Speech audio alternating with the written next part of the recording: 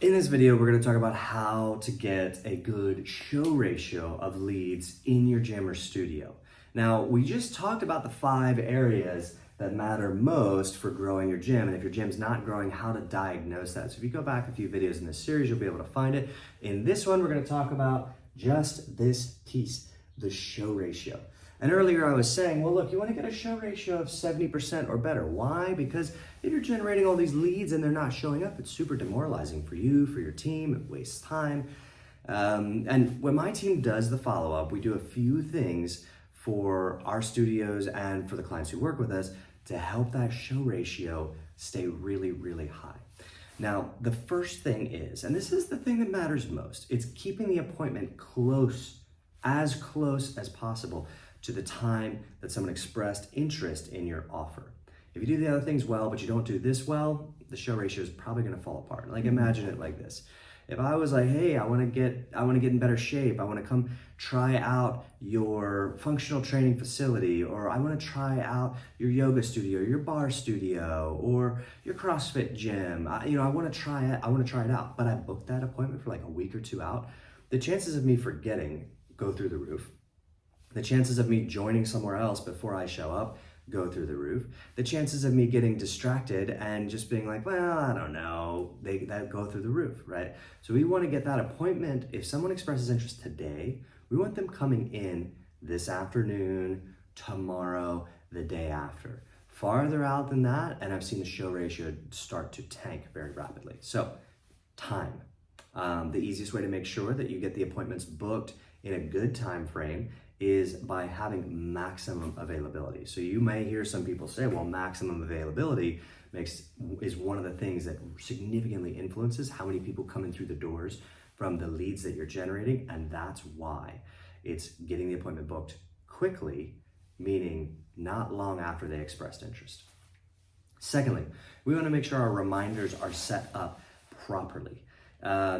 Ideally, your prospects get a reminder the day before, like the afternoon before, because many of the best prospects are going to be going to work in the morning and they're going to come to our gym or studio in the evening. So they need a reminder the evening before, so that way they can get their gym gear together, go to bed at the right time, wake up at the right time, so they can actually show up in the gym that next evening.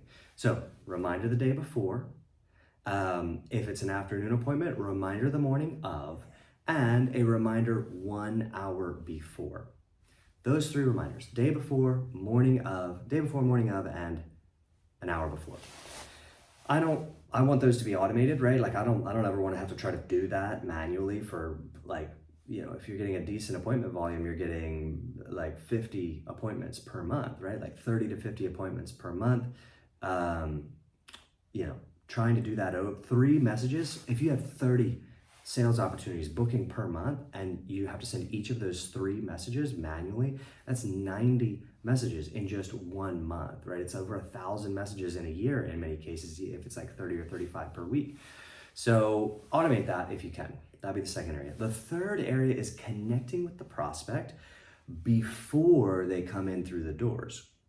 What do I mean by that? I mean actually getting on the phone and having a real human-to-human conversation, because an appointment booked via text message is great, but when there's a real human-to-human connection, like, hey, this is Ryan from X, Y, and Z Gym. I was just calling to make sure that you have everything you need for your workout scheduled on Friday at noon. So what are you doing for your workouts now? And you go right into a mini needs assessment. What are you doing for your workouts? What is it that you would like to achieve? And what have you tried in the past, right? Current activity levels, what are your goals? What is your past experience? Okay, got it. Well, based on all of that, you're gonna love this class with Brittany at noon. And I'm gonna be here at the gym. I'll meet you at the front door. I'll walk you back. I'm gonna introduce you to Brittany, help you get set up. So make sure that you're here at least 10 or 15 minutes before so that I can help you get everything dialed in.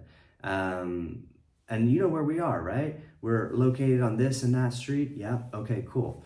And by the way, we've got great parking. You'll be able to park in the lot right in front. You'll be able to see the front door. And when you get here, I'll walk you back and get you into class. Sound good? Yep, sounds good. Great, I'll see you on Friday at noon. That's how that call goes. If I have to leave a voicemail, I'm gonna reflect similar messaging, except for I'm gonna say, see you on Friday at noon. By the way, I'll send you a text message just to make sure that we get to connect before then. And if you think of any questions or there's a better time to call you back, just send me a message here and I'll get in touch. Then I send a text message. Hey, this is Ryan. And basically the same thing. Looking forward to seeing you on Friday at noon. I just left you a voicemail with more details. Let me know when a good time is to give you a call back, or I'll just try you again later on today so that we can connect before you come in, and I'll help you get the most out of the class that we've saved for you, out of the spot that we've saved for you in the Friday noon class. I'll see you then. Obviously, if you have a gym that doesn't have class times, you'll word that slightly differently. Use your terminology, but you get the idea, right? So those are the three things.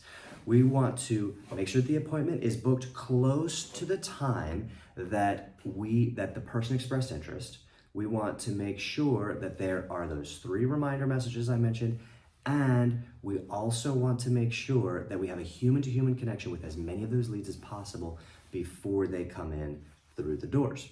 Those are the main 3 things. We have 2 areas left, right? We have the close ratio and we have retention. So in the next training video, which I'll link right here, we are going to talk a little bit about how to get the best close ratio of cold traffic leads, leads from paid ads, because it's a very different game than somebody who came in on their own volition with their own initiative and just showed up on their own by finding you on Google Maps or your website, or they know a friend there. That's a whole different world than the group of people who will come in through your doors from paid ads. And we're going to talk about that next. So I'll see you there right now.